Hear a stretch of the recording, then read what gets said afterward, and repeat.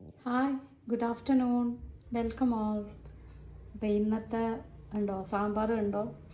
ഞാൻ കരുതി എല്ലാം കുളമാവുമെന്ന് വിചാരിച്ചു കേട്ടോ. പക്ഷേ നല്ലതായിട്ട് വന്നിട്ടുണ്ട്. ഒരു ഇട്ടുകൂട്ടി ഒരു സാമ്പാറായിരുന്നു. പെട്ടെന്ന് എൻ്റെ മൈൻഡിൽ വന്നൊരു സാമ്പാറാക്കാമെന്ന് വിചാരിച്ചു. അങ്ങനെ വേണ്ടേ.